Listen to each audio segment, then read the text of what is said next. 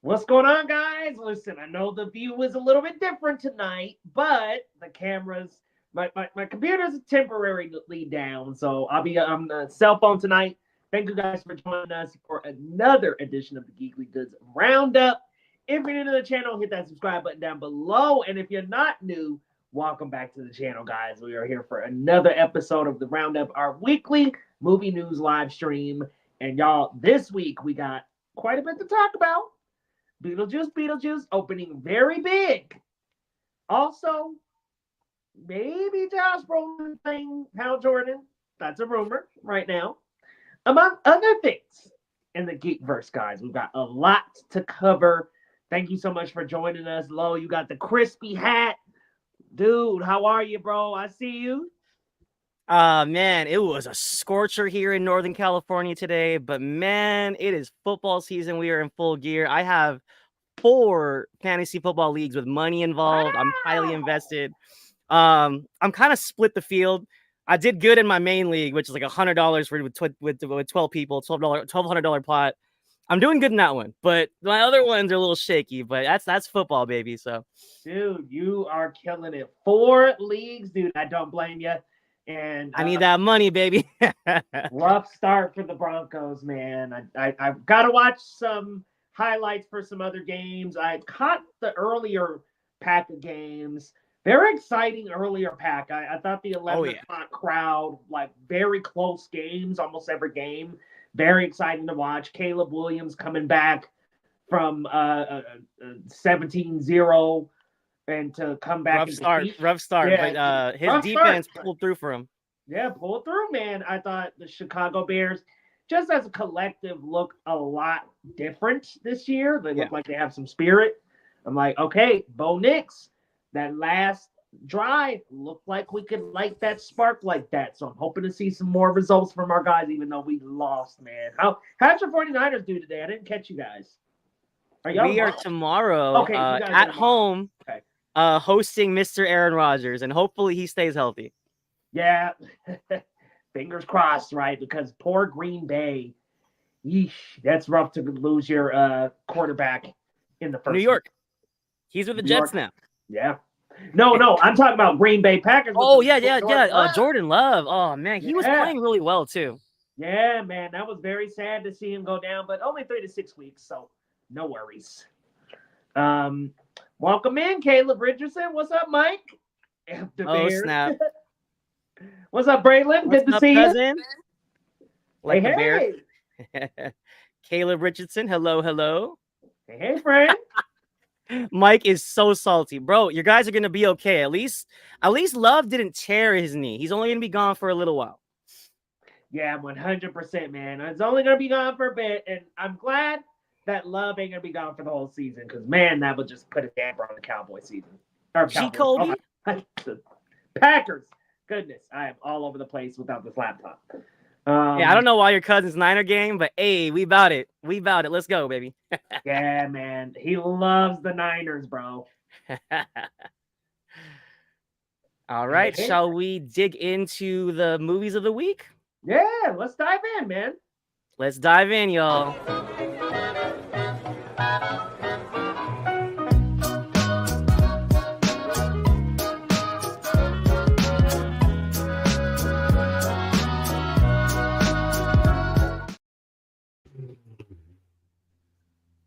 All right, y'all. Let's talk about some movies of the week. This week, we've got Beetlejuice, which debuted to a large box office, and we'll talk about that later. Lo, that is sick, dude. Is that Beetlejuice's face? Yeah. Like, the whole shirt is its face. Oh, my God. That's great. Beetlejuice, y'all. The long-anticipated sequel to the first Beetlejuice that came out in the 80s. during the heyday of filmmaker Tim Burton, who honestly, man, I gotta say, this Beetlejuice is his best in a while. What was the last one before this? Was the last one Dumbo? Like movie wise, I know Yeah. like Wednesday and so Yeah, Dumbo. Wednesday was in between, and then his last big picture was Dumbo. Oof, that was rough, very rough. What was that vampire movie he did with Johnny Depp? Didn't like that one. Dark Shadows, yeah, didn't like that one. not his best work. No. Some interesting stuff there, but he did a lot of that better, not only in Wednesday, but in this film, especially with like the young adult, young romance stuff, and just like the playful hippie 70s vibe he does. Like he has a thing for that, but it didn't work in that movie. So yeah, I 100% feel that. I just think it didn't have that Burton stamp very well. Like the heyday, those haymakers that he made, man. He made some Edward Scissorhands. All the you got that SF chain, baby. Sorry, SF no, chain. he's hyping me up right now. Love you, cuz. Thanks for popping through. Good luck at school tomorrow. Yeah, you had to. But sorry. Up, back to Tim Burton's return to form, because I loved it. All right. Oh, let me know, man, because you saw it twice. I got to see it earlier this week, but you're fresh off of a viewing today. How we feeling? Yes. Yeah, man. So, you know, as with any rewatch of like any film, you just kind of start picking up on little things. There's like a lot of stuff I picked up on that I just kind of missed the previous night. And also I had to rewatch because I stepped out a couple moments. I was having bathroom problems, but dang low. PSA, don't drink too many liquids going into a film. That's like film head 101. And I totally ignored those rules. So but going into today though, man, I had a blast. First of all, you know, shouts out Danny Elfman. I mean, he's made some of the most iconic scores of all time, whether it's Batman or Spider-Man. But what's really fun is because Beetlejuice has his own iconic theme from the 1988 original film, and he kind of played with the theme a little bit, like kind of sprinkled it up the same way that like John Williams kind of does that with his modern Star Wars films. He kind of adds some sprinkles, kind of livens it up here and there, and kind of just gives it a little new flavor. And Danny Elfman, fantastic. And just from the jump, it just really brought us back. It really gave us the vibe. It didn't feel like an 80s picture per se, but it felt like a down-to-earth kind of film for Tim Burton.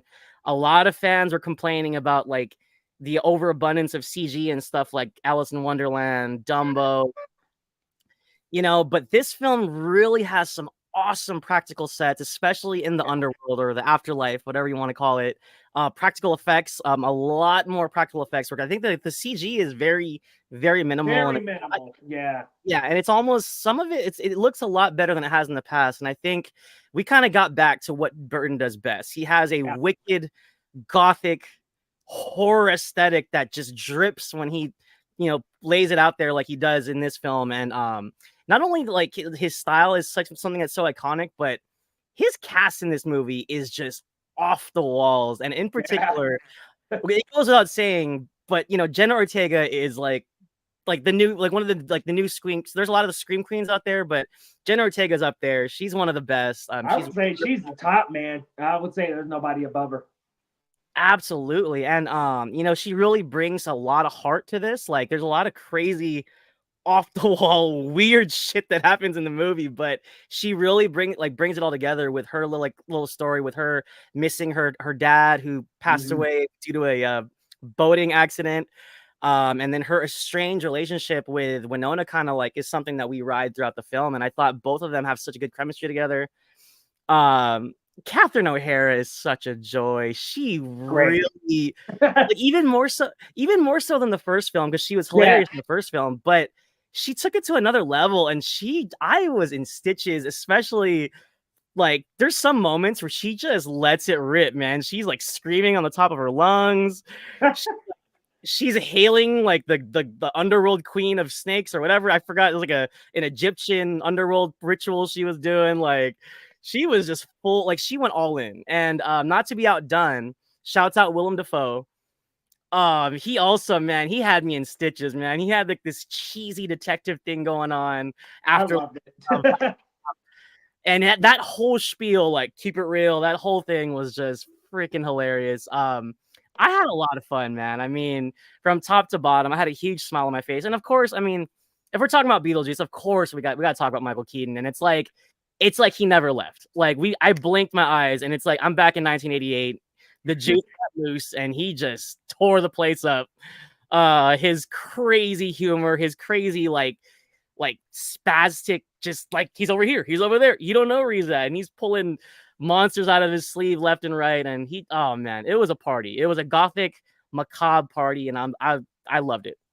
I'm so glad to hear that, because I remember watching, and as somebody who is a big Beetlejuice fan, I can say I'm not necessarily like it's not my favorite movie. You know, it's your favorite movie, and so I would say I was wondering how people like this being maybe in their top 3 or their favorite movie. I was like, how are they going to react? Because for me, I agree a little bit more with Jacoby. I think it was good, maybe not quite great. It was almost there, but I think it lacked some of the iconic nature of the first one, including the music in the first one.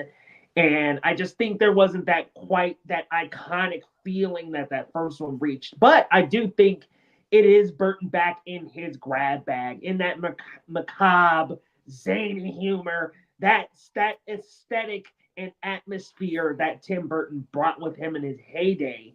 That is back in full form here. And I'm really happy to see him play with his toolkit again. And it's something I can tell really came out through influence with Wednesday, and how that series was guided through. And I really like it here in Beetlejuice. But I will say, Monica Bellucci's storyline, that whole thing could have just been left out of the movie completely. I really? think, yeah, I'm going to be 100%. I think her character had really cool idea, but really I didn't care that much about what was going on with her and Beetlejuice. Well, you almost forget. Like, she's almost like a cameo. Like she's almost like a glorified cameo. Like, you almost forget she's in the movie sometimes. Like, that's what I mean. That's basically what Danny DeVito is. Yeah, like his character didn't really add much to it for me either. But I know he's basically just a Burton cameo. You know what I mean? It's like, oh, let's pull somebody from the library. But I really enjoyed Beetlejuice. I think some of my favorite parts of the movie are actually when Winona, Catherine, and Jenna are all on screen together. I think they have a lot of chemistry. I love the 3 generations theme we got going here. And glad I didn't bring back the actor who played the dad. A lot of us know what happened with him, but let's just say, registered sex. He's a real life demon. I say that in my letterbox. Yeah. He is a demon, and we did not miss him. However, I kind of liked how, to explain his disappearance, like Tim Burton went back to like stop motion. Oh yeah, I thought that was great. Like he pulled that out of his bag, man. I was like, oh, stop motion? That's great. No CGI. And like not only that, but like what happened, I was cracking up. Yeah, that was great, man. I like that there's like no CGI doubling or anything like that. Like we can still have the dad character without needing that person here, and Tim Burton does it in his way. Very well done, man. It was kind of like what's that? Onward, yeah. Yeah, it was just like a faceless figure, and that was perfect. It was like, we know he's there, but he's not really. Oh, full on spoiling out here. Wait, is that a spoiler? Kinda. Was that not in the trailer? Was that not in the trailer? Because like I don't know, he's dead. Maybe so. I don't know. I haven't watched the trailers, so I've been avoiding it. So, Jacoby, to answer your question, I thought the Soul Train scene was hilarious. I didn't have any issue with it, but I thought it was so fun. Enough black people in his movies, but I love it. Yeah, no, great. And I was gonna say, I'm not familiar with the conductor. I don't know if he was supposed to be like someone relevant, but he had a great voice, man. Oh, he's fantastic. All aboard the Soul Train. Somebody, Blueprint GB, what's going on? Says they rated 6 to 8 out of 10. Got to rewatch OG 8.8 to 9 out of 10. Yeah, I feel that, man. I think for me, the OG one is a strong 9 out of 10, and then this one's probably like for me, man, a 7, 7.5. No, I hear you. I hear the complaints, but I think, like I said, I think there's just something about it that just connected with me, especially like the estranged relationship between the parent, mother, daughter, and like the whole thing with the dad, like that got to me, man. Yeah, that I'm a was sucker. so good, dude. I'm a sucker for stuff like that, and oh, dude, that got me. I'm not gonna lie, I got a little emotional. I will say the conflicts resolve themselves a little too quickly. Yeah. Oh, and by the way, I forgot to mention Justin Theroux. I was not familiar with his game. That guy, I mean, his character is cringy, but it's a riot. Like, he was just off the wall, man. Yeah, he was great.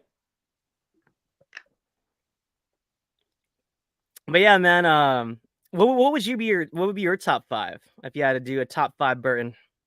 Oh, that's such a great question. I think just in no order, probably just Beetlejuice, Batman, Big Fish, Edward Scissorhands, and Sweeney Todd. Okay. What about you? Honestly, mine is very similar to G. Colby's, but I would have Edward Scissorhands at 1, Beetlejuice at 2, Ed Wood at 3. Big Fish would be at 4, and then I think. Sorry, there's like drag racers outside. It's really distracting. Batman Returns would sneak in for me. I like Returns over Batman. I love Batman Returns. I don't blame you at all, man. I mean, Returns with Michelle Pfeiffer, that Catwoman.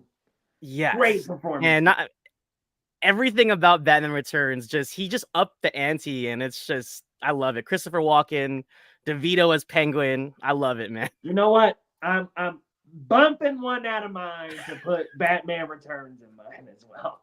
So, dude, Batman Returns is wild, and it's a hell of a comic book movie, let alone a superhero movie, man. Right. Like, it's just so much fun. I will say, too, the conflicts resolve really quickly in this movie. Like, it's not necessarily like quickly, but like it all kind of comes together in one scene. It was kind of just like, boom, we resolve every conflict here, and it was like, whoa, we kind of just like, and easily. I see the complaints from like not just you, but from other reviewers and friends online. Some people thought there was a lot going on, and I agree with that. But also, if you remember in the first film, it was very much like the ending kind of almost mirrored it in a lot of ways. So yeah, J. Colby, nobody gonna put Planet of the Apes. Yeah, you know what? I actually enjoy that movie, but nah, it's not in my top 5. It ain't top 5 worthy, huh? And also, I'm a sucker for the Charlie and the Chocolate Factory. I kind of like that one. So, your face. That one, oh no. But I will say, I'm a sucker, controversial. I do like the Alice in Wonderland. I do like that. No, me too. I like the first one. I didn't see it through the looking glass though. But I like the first one. Yeah. He didn't do the second one, so not a Burton. Oh, really? Oh, yeah. I know that. He didn't do through the looking glass. Right? What's that girl's name? Mia Wakanowski or something like that. Something. Yeah, no, I liked her as Alice and like the 5 like impossible things that she could name, and I thought that was kind of fun. He didn't do the second one, right? Am I just imagining that? So. I don't think he did that second one. But yeah, I mean, Beetlejuice. Do you think it's gonna have legs to really do like big box office numbers? Or I guess we'll talk about that next time. I was gonna say we can get into that when we get into the roundup. But what was your final grade on the picture? Like about a 7? 7 out of 10. Okay. Yeah, I'm not gonna lie, I'm over the moon for it. I might see the third time. Good. I think especially Beetlejuice like super fans are gonna love this one too. Yeah. And like, it's like, okay, obviously like the callbacks to the film, but like I'm just such a big fan of these actors, you know what I mean? Like Willem Dafoe, Catherine O'Hara, and they're just like, what I was talking about this with my friend at the theater, like you could tell they're having fun. Yeah. Like they are committed to the bit, and they're just having a ball. Like Willem Dafoe with his like freeze asswipe, like he is just like totally in it. Catherine O'Hara, like I said, like she had me dying. Like, dude, when she was outside the school, like Astrid, she lost her daddy. I was just like, yo, she lost it on Astrid. I was like, shit. Astrid's at school, like looking out the window, like, really? What?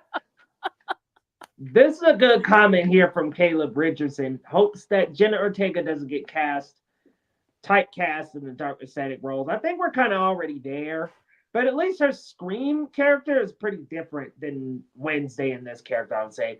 Even Astra is not quite Wednesday. I know I was gonna say similar. Same with the X character, very different than all of them. Like I know I she's think kind that's of just her popping up acting style, you know? Like I wouldn't say yeah. it's a typecast. That's just kind of her acting style, and I think everybody has that. And I think But she's popping up in various like horror movies, but it's not yeah. the same character every time. I would say like Astrid and Wednesday are probably the closest. I haven't seen the girl, so I can't weigh in on that. But I would Miller's say, girl was trash, bro. huh? Miller's girl was trash. Yeah, I didn't have any interest, gonna be honest. Yeah. And then I guess Wednesday is pretty similar to the U character, kind of, but more of like the U kind of just like a rebellious. I don't know. Some of them are similar, but some of them are quite different, I would say. Sleepy Hollow is very underrated. Love Sleepy Hollow. Yeah, man. Did y'all see crazy thing, Lo? Did you see the Beetlejuice cartoon? A little bit. I wasn't big on it, but I liked it, and it was kind of fun. They kind of made it more. Obviously, they made them more friends, like more kid friendly. Yeah, more Because to kids. be honest, Beetlejuice is a creep. Beetlejuice lifting up skirts and shit. I'm like, damn, Beetlejuice, you a little pervert, huh? Well, to be honest, like, you know, especially with the intro in this new film, like, it's a picture of teenage Winona, and he's just like, "Oh, I miss you, baby." Beetlejuice. He's a creep. I like that cartoon a lot. The cartoon was awesome, dude.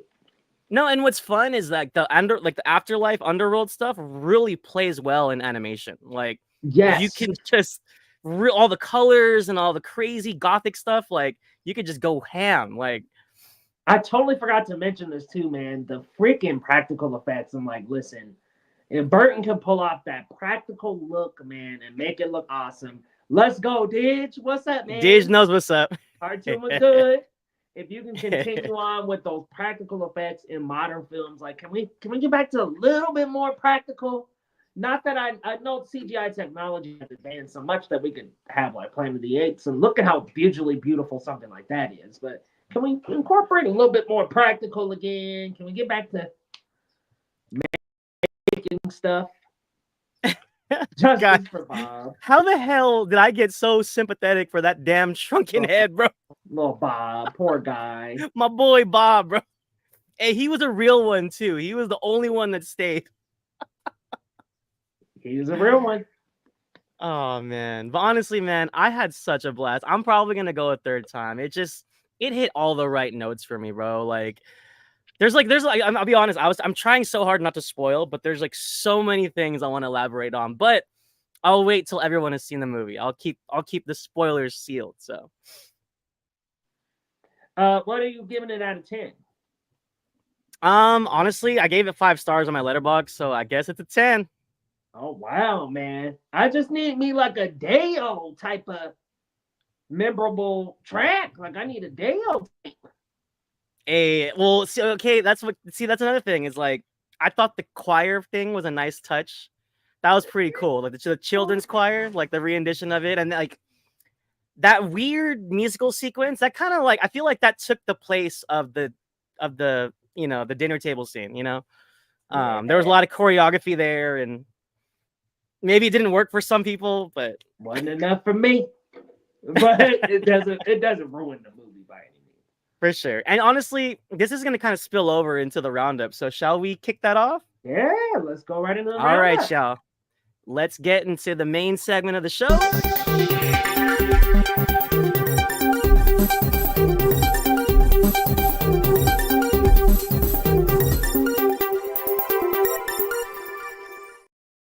By the way, bro, this is the 76th show, man. This is so cool.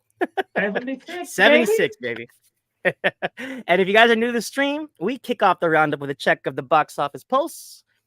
Beetlejuice, as we talked about, opened huge. They kicked off spooky season with a $110 million haul. That is insane. And not only, like, it's breaking records. Like, it's the biggest September release. it surpassed the original film's entire box office run. Like the original What? Beetlejuice made the original Beetlejuice in 1988 made 74 mil total. And in one weekend, Beetlejuice just blew that out of the water. It's crazy. You kind of love to see it. That's insane. The Gothic kids came out, the 80s kids, the 90s babies, they all came out for Beetlejuice, the Jenna Ortega fans. So I think this is a perfect storm of families and cultures just coming out to see Michael Keaton come back, releasing the juice. And you love to see it. I love to see it. I'm a big Burton fan, so this is great. Deadpool and Wolverine drops to 2, just 7.2 mil. Obviously, I think a lot of the kids are back in school. Our entire top 5 is in the single mil minus Beetlejuice. So Reagan was at 3 ish. Alien Romulus drops to 4, and It Ends With Us rounds out the top 5. Like I said, they all got single digit mil, like 6 here, 5 there. Nothing to really sing home about. But Alien Romulus went over, I think it was 300 mil worldwide, which isn't bad. That's great. Not too shabby. So, but yeah, man, I'll be honest. I'm here for Tim Burton, but I didn't think it was gonna do this well. Are you surprised, Leo? I actually was thinking at first, maybe not, but then after I saw the movie, I was like, I feel like this is at least gonna be a big doorbuster, make a lot the first weekend. But I think if people really like it, and it seems like they are because it got a B+ cinema score, that's 1 point ahead of the original movie cinema score. I can see some repeat viewings, man. I can see some people going back to watch this. The thing about I already went twice. From 1 to 2, I mean, this is what there is to see. You know what I mean? It is, believe it or not, Fandango fan polls most anticipated movie of fall. So I think that it has such generational appeal. I mean, it's the first one in 35 years, right? Something like that. What is it, 35? Yeah, the first one came out in 88. Okay, so yeah, in 35 years. I think that speaks to how relatable, how many people enjoy this movie, how many generations since have been able to really grow up on this movie. So a lot of people know Beetlejuice, and I think that its wide appeal brings a lot of people to see it. So I'm not necessarily surprised. I want to see how it holds, but yeah, I could see it going a couple weeks if it's got that replay value. Like next weekend, it's strong, holding strong. Then, I mean, maybe we're headed for 400 or 500 mil at the box office. To be honest, I think with Halloween around the corner, I think this might hang around for a while, bro. It could. Maybe even. And also, I don't. This has nothing to do with box office, but can I just say, because I'm looking at the photo, they all look great. Winona looks amazing. Awesome. Michael Keaton looks great. He's got the makeup on. Catherine O'Hara looked great. They aged very well. Yeah. Oh, look at Mo. Just saying. Oh man, but what I mean, wow, this is insane. There's actually a couple other records that broke. Hold on one sec. I got notes here. Low busting out the notes, y'all. Yeah. So for Tim Burton, this is his second biggest opening. The second best opening in September. I thought it was a top seed, but the third biggest opening of 2024, which I thought was huge compared to Deadpool, Wolverine, Dune. This was number 3. Wow. So Burton's number 1 is still Alice in Wonderland, or? Yeah. It didn't top that one, but still, this is huge. So. Caleb's got a good comment here. Beetlejuice related news. Michael Keaton changed his stage name to be Michael K. Douglas, more in line with his birth name. Yep, Michael K. Douglas. That's so interesting. I mean, I understand to differentiate yourself from the other Michael Douglas, but right, I mean, why now? You know what I mean? Why do that now? So far into the career, yeah. You know what I mean? He's what, 60? 50-ish? Early 60s? Better late than never, I guess. But it's fine, we got the Michael B. Jordans in the world, so I know, right? And I could see this. Tyler's like, oh, they're probably licking their chops. WB's like, we got a cash cow. Let's do Beetlejuice 3. Honestly, if it's not done with heart and if it's not done by Burton, I don't want it. So I really hope they don't force the issue there. Yeah, I do wonder why, like, at the ripe age of 73, you're like, yeah, I'm gonna be Michael Douglas now. Right. But I mean, hey, would you want a third film? I No, wouldn't want it unless it's done properly. no more. Yeah, I was gonna say, I think this was a good send off, and if, for anyone that sees the film, I thought it tied things up really nicely. So Agree. Yep, this is all that. This is as far as it needs to go. After this, we can, you know, say goodbye to a lovely duology of Burton movies and create another original. yeah, and I think he's still got a lot left, man. I think hopefully this is a good resurgence for him, and I would love to see an original film from Mr. Burton, like another one. It's been a while, so he's been dipping his toes in the Disney bag, you know, and I get it, you know, make that money, Tim, but come on, give us something like, get back to your gothic roots and give us something new, you know, like give us another Beetlejuice. or like, you know, Edward Scissorhands. I love the fairy tale nature of that one, man. The Nightmare Before Christmas, that was his story, not his film, but all right, y'all. But yeah, big weekend for the spooky season. Let's kick it off with I can't believe this is real. The Minecraft movie released its first official teaser trailer. Of course, the internet has a lot to say about it. I'll be honest. I mean, I never really got into Minecraft. I get it. I get the appeal of creating your own worlds, and I get why kids like it. But did we need a feature film on this? Is this just a cash grab? We didn't need that, man. How do you feel about, like, you know, like the cast, you know, Jack Black as Steve, we got Jason Momoa doing his weird thing that he does. Reaching in his weird bag. You know what, y'all? Like, I'll say something controversial. I think it looks kind of fun. I think, isn't the style of Minecraft visually like kind of like simplistic and goofy anyway?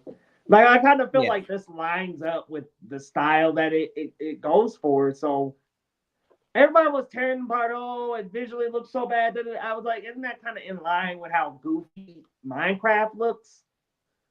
You know, I just feel like it's matching the brand that it's giving off. Like, this is Minecraft. Like, this, when you think of Minecraft, you think of them block people and block animals and stuff. The visuals are great. So I feel like, you know, and also, I mean, obviously we don't have context of why these people got brought together, but I don't know. I'm just baffled. What was that? It's the highest grossing game of all time. Is it? Yeah, that doesn't surprise me. Wait, so why? Because of all like the little micro purchases and all the stuff you could buy? Kids love Minecraft, man. Love it. Yeah, man. I would say I don't get the appeal, and I'm not sure what the narrative is going to be here because the teaser didn't really explain much. They kind of just showed us a bunch of stuff and llamas and sheep or whatever the hell that was. That's crazy. Didge, I agree with what you're saying. This is over Fortnite?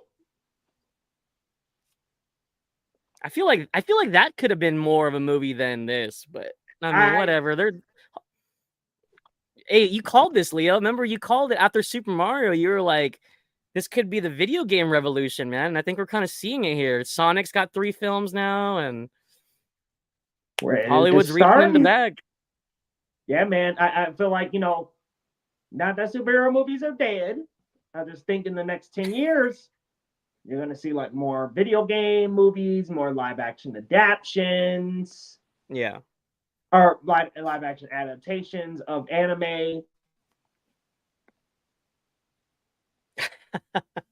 Okay, so Jared Hess, the director of Napoleon Dynamite, Nacho Libre. Okay. I was gonna say I might skip this, but I do like him as a director. Jack Black. Again, I have no idea what this is about, but I mean, if that's the kind of humor that we're going with, okay, I might give it a watch. I might miss opening weekend. I'm not running to see it, but maybe I'll check it out. That's crazy that Minecraft is like the highest grossing game of all time. Yeah, no, I can't get over that either. That's what's wild. So Caleb's not fond of the casting. I mean, how else are you gonna populate this movie? Jason Momoa definitely has star power. It feels like he hasn't left to that character from Fast X. That was the vibe I got when I saw him with the pink jacket. Yeah, he has that Fast X character vibe, 100%. Jacoby with the great point out here. Mario, Borderlands, now this. Jack Black is like that dude for video game movies. Yeah, man. he's the Chris Pratt of video games. For real. I mean, Chris Pratt is the animation guy. It's like, okay, Jack Black is the video game movie dude. And then I guess you could count Jumanji a little bit, like. Yeah, that's video game adjacent for sure. Yeah. I was gonna say that's what I'm waiting for, Tyler. He said keep him away from Zelda, but hey, if we get a Zelda movie, then you'll have my attention. Until then, man, you know, I'm kind of 50-50 with some of these upcoming ones. So I wish they would do a Zelda one in the style of Studio Ghibli. I wish Studio Ghibli. I was gonna say, we were talking about this before. You want to see an animated Zelda movie, right? Yeah, man. Like an animated Zelda movie would be awesome. Like I feel like that's how Zelda's always been drawn. So it just would be awesome to see it come to life as an anime. Yeah, I think that's a very natural transition. And speaking of anime, before Beetlejuice today, for my screening, they showed a trailer of Lord of the Rings: War of the Rohirrim. Looks great, man. And dude, I almost jumped out of my chair. Because I'm a ringer. I love Middle Earth. I love Lord of the Rings, and then that animation style just popped. I was like, okay. What a way to like refresh the franchise in like a new exciting format. You know, it's like something I didn't know that I needed. I was like, did I need a Lord of the Rings anime? I guess I do now. Mm-hmm. Here we go. Caleb said, technically, Minecraft is the highest copies sold of all time. Oh, wow. GTA 5 is the highest grossing. That's insane. That's still mind-boggling, though. So I can see the appeal with the popularity of the game. So, but with that being said, let's keep it chucking. We got a couple of stories to get to. This one boggles my brain as well. This is insane, guys. The third Knives Out entry, Wake Up Dead Man, reportedly has a $210 million budget. And just to kind of refresh your guys' memory, Knives Out had a theatrical release initially, did fairly well, had an epic cast, Chris Evans, Christopher Plummer of the Swords, Jamie Lee Curtis. The sequel, Glass Onion, premiered on Netflix because Rian Johnson, I believe, signed like a multi-picture deal with Netflix to exclusively make films for Netflix, and he chose to do his Knives Out series on Netflix. And it begs to wonder, where the hell is this money going? Like, Knives Out is a murder mystery with just normal people, like in normal sets. Like, there's no CG fights, there's no epic action sequences. Like, $200 million. Like, what is going on here? Leo, what was your thoughts when you saw this? My jaw dropped. I was like, what is happening here? Yeah, that is a lot of money. It does make me wonder exactly what they're gonna do in the film. I guess some of that has to be the celebrities. Like, it's got to just be just all they have, but it's not like. I guess that list in total. I would, like I said, G Kobe's on the same page as me. It's I think the cast is pretty big, but I'm like 210. I mean, do they have that much star power? It's not like they got Tom Cruise and Brad Pitt. Like, you know what I'm saying? Like, I don't know. Like, I mean, I get it if you have to pay all of them, but it's like not all of them are huge stars. Like, they're notable. But there's a lot of them though. Yeah, that's true. The picture doesn't show the entire cast, but still strange, man. You're right up there. Yeah, sorry. There's gnats. There's mosquitoes. It was really hot today, man. The bugs are. I have the garage open, so the bugs are flooding in right now. They're looking at me like a buffet, a blood buffet. They want them some low. Is this true? I wasn't sure if they dropped the subtitle or not. I thought it's still there. I thought it was Wake Up Dead Man and Knives Out Mystery, but maybe I'm wrong. It might just be Wake Up Dead Man now. Oh no, it still has the subtitle. Okay, that's what I thought. Oh, that's such a mouthful. Such a goofy name. G. Kobe. I don't understand the reference. What is he talking about? Isn't that the wife? What does Alberta mean? In Alberta? Or is that your Fatal Attraction reference? Isn't that from the new Netflix movie? Oh, I have no idea. Yeah, that's from that new. What is that called, G. Kobe? I still gotta watch it, man. That new Netflix movie that just dropped. She's an old girl. Oh, The Deliverance. Mom, The Deliverance, yeah. I missed that one. To be honest, I honestly don't hop on Netflix for films that much. To be honest, like I'll watch Cobra Kai and Stranger Things, but I don't really hop on Netflix that much. It's like very rare. You don't be watching the Netflix movies? Not really. Like, dude, I didn't see any of the Extractions. I didn't watch Gray Man or none of that. I don't know. Well, you saved some time not watching Gray Man. Or what was the other one? Red Notice. Time. Red Notice or whatever. Yeah. Yeah, the only one I caught was The Killer, but I watched The Killer in theaters, so I'm glad they at least did like a limited release on that. Yeah, that one was worth it, I think. Yeah, man, that was excellent. You saw Glass Onion. Oh, well, yeah, you're right. Well, I mean, I guess I'm selective, but yeah, it's just funny. I don't use Netflix as much as I should, especially how much they're charging us now. So, for real, man, I'm over it.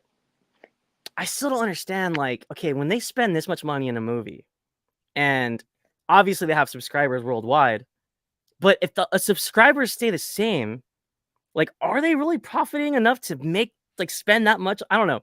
Like the profit margins, I don't understand, dude. Like, can they afford to spend money on a movie like that? Because you want to keep on pumping out new movies at this caliber, so that people will sign up for the service. Believe it or not, or like people stay subscribed. Yeah, it'll see an upswing, like an uptick of subscribers around the time of this movie. There are people that would you say that's something they're hoping for? That they're hoping to get more subscribers, or the more they pump out these films? Like, absolutely. Okay.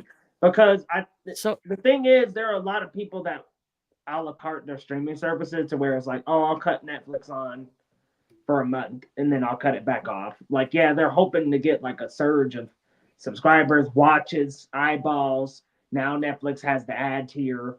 Like, they want to get eyeballs on this as well, so they can keep on running ads. Like, yeah, they gotta run a business, man.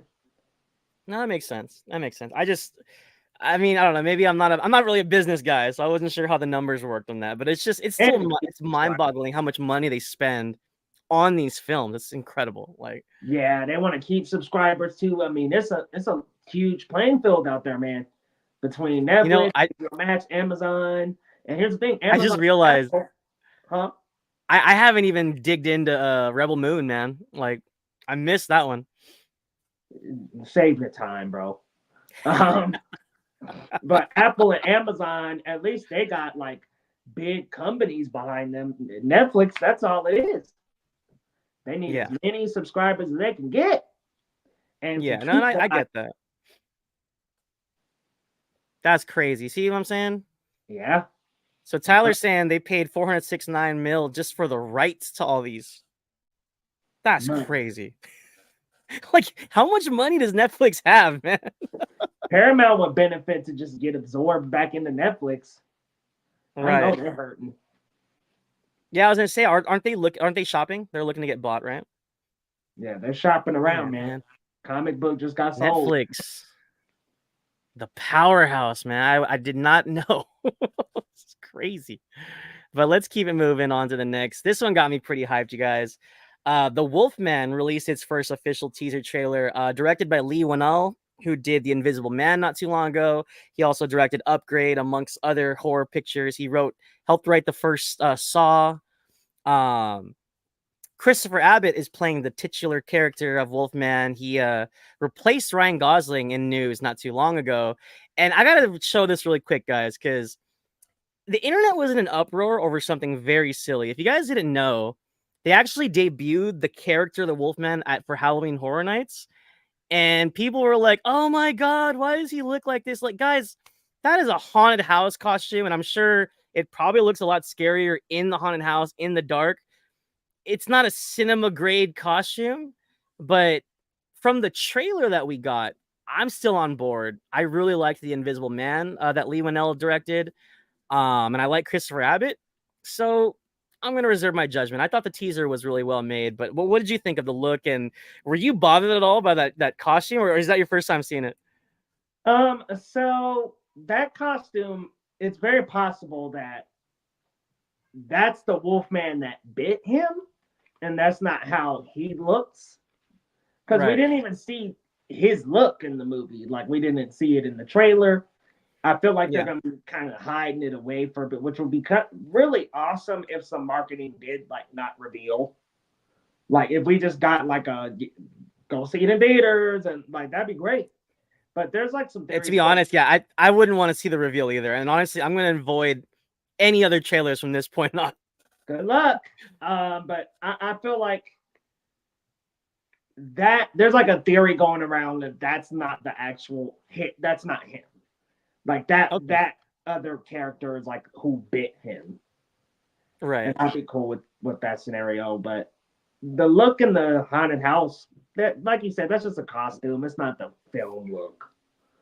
Yeah. And I agree with you, Kofi. I just found it funny how people ran with that. Like people were like, "Oh, this movie's gonna suck." Like, damn.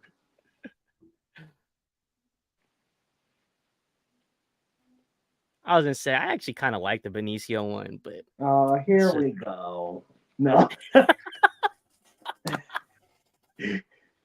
Hey, Anthony Hopkins, Emily Blunt. I was having a good time with that one, man. That one was You're like, not for me. not for me.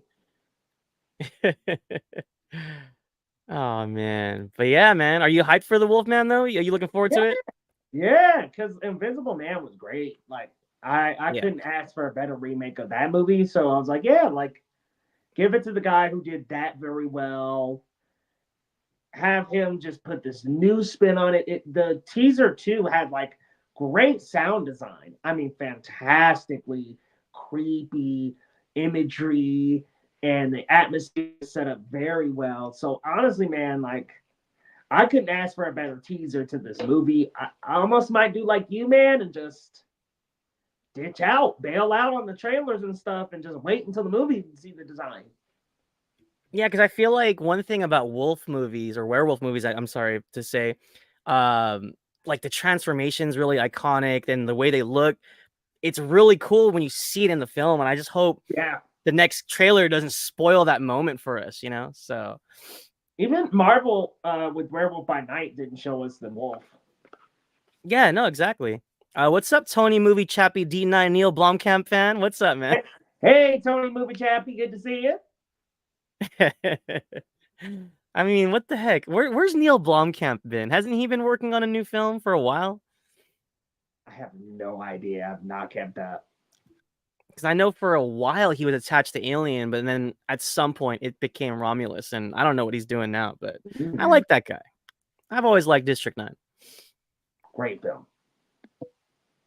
But yeah, man, looking forward to the Wolfman. It's coming out January 17th. That's gonna creep up on us. I think we got Nosferatu on Christmas, then Wolfman a couple of weeks later, man. I'm excited, man. Horror's just thriving right now. You love to see it. Yes, it is. All right, on to our next one here. This is, man, you got to run with this one, bro. This is wild. So Josh Brolin reportedly got offered the role of Hal Jordan in Max's upcoming Lantern series. And first of all, look, I'm not really a Green Lantern guy. I really don't know his mythology that well, but am I tripping? Is he kind of old for this part, or is this just He's a old. older version of the character, Leo? Like, what's He's going on here? And old. also, supposedly they have backups just in case Brolin says no. And it's just a slew of like huge names. So break this down for me, man, because I'm really not familiar with Hal Jordan. Yeah, Ewan McGregor was on that list. Yeah, Matthew McConaughey. Yeah, Matthew McConaughey. I was like, I don't know. It just feels a little old for Hal. I pictured like someone maybe a decade older than John, but not like. I don't know. I just feel if it was like 15 years ago, Brolin, okay, sure, like a 40-year-old kind of 42-year-old Brolin, like yeah, like that makes sense to me. But like now, I don't know, it might be a little late. Because think about when it comes to the lanterns, is there like an original lantern, or is there just like an endless list of them? Like, because I really don't know the mythology that well. Well, every time a lantern dies, or there are other lanterns that are recruited as well. Like the lanterns are recruited, but Nathan Fillion and him are older, and that's just typically not the case for these characters. For Guy Gardner and for Hal Jordan, they're not that much older than John Stewart. I think Hal and John are around the same age most of the time. But I mean, like, was there one in the comics that was focused on first? Like, was there like a first lantern, so to say? In the comics, like the original Jay Garrett, or no, that's a Flash. I'm sorry. There's an original lantern, but the most popular lantern is Hal Jordan. Okay. And Hal Jordan is the one that Ryan Reynolds was, right? Yeah, he's kind of like the start of the more mainstream Lantern comics. That's where you get your Brightest Day storyline, your Blackest Night, Brightest Day. Those are the two big Lantern storylines. But Hal Jordan is supposed to be—he's like the central Lantern. Like he's like the main one through most of the runs. Jon Stewart's a big one. He was the main one for the Justice League Unlimited animated series, and I just don't think they're that far in age to be doing that. Like they're not that far in age. I want to say they're around the same age. Yeah, and I'm like, why are Guy Gardner and Hal Jordan so much older than Jon Stewart? Unless they're gonna cast somebody in their 40s gonna play Jon Stewart. Then you got Kumail Nanjiani, who's possibly gonna play Booster Gold. I'm like, well, these people are a little older than I thought, but if they can make it work, I guess they can make it work, right? And Tony Movie Chappie says it seems like an odd casting for him as well. Like too old maybe.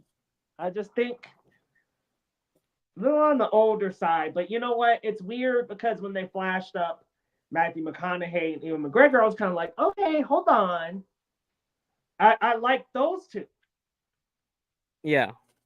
Especially I feel like McConaughey has a good look for it, but he's also up there in age as well. But he has a good look for it, though. Yeah, they're just a little up there. Look a little swatting, y'all. Bro, they are coming for me, bro. There's a hive just like swirling my head like vultures. Tyler talking about DC Universe turning into the Borderlands cast, right? I'm just like, can we cast some young bucks? Like Superman's like 30. That works. Let's get some people who are 30. Yeah, well, I was gonna say David Cornsweet looks the part, but I think he looks great. Because like this is all gonna connect, right? Within the DCU, the upcoming. Yeah. So I'm not sure why he's playing Green Lantern Hal Jordan and Hal and John are like close to each other in age. It just doesn't make a lot of sense. I was gonna say, besides this, though, do we have any news on what the Lanterns is going to focus on?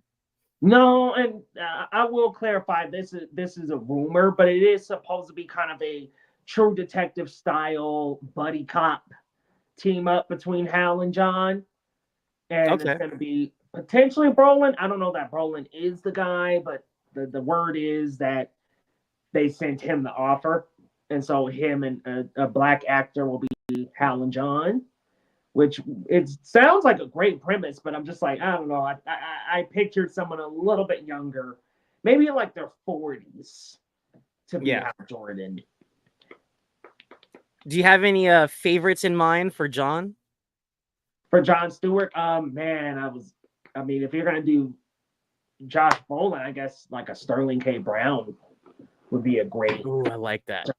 I like that. If we're gonna do a little closer, I can see that. Yeah, Kelvin Harrison Jr. I think is a good idea. That who's that young man? I think his name is Aaron Pierre. He's on this Rebel Ridge on Netflix. I think he's got the chops. I think he's got some great acting chops, man. I think he can be a great. Hold up. Because I know this was a meme. He was mid-size sedan in Old, right? Mid-size sedan. Yeah. But yeah, I've been hearing good things about Rebel Ridge. Again, I don't dip my toes into Netflix too much, but I heard it was good. Yeah, I'm gonna be checking it out for the channel, y'all. So definitely tune in for that reaction. But yeah, I'm gonna be checking that one out, man. And I've seen some clips. I'm impressed.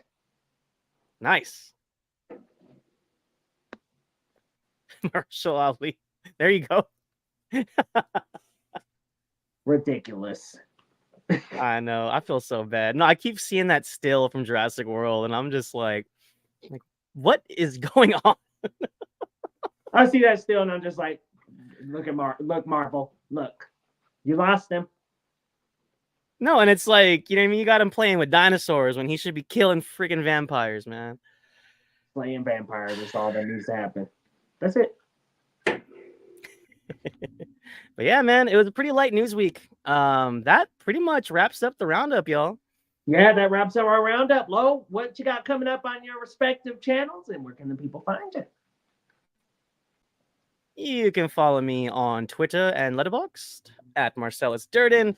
I'm a proud editor and critic of the Cinema Spot. Within the next week or so, my managing editor, John Daniel, will be covering a lot of Fantastic Fest.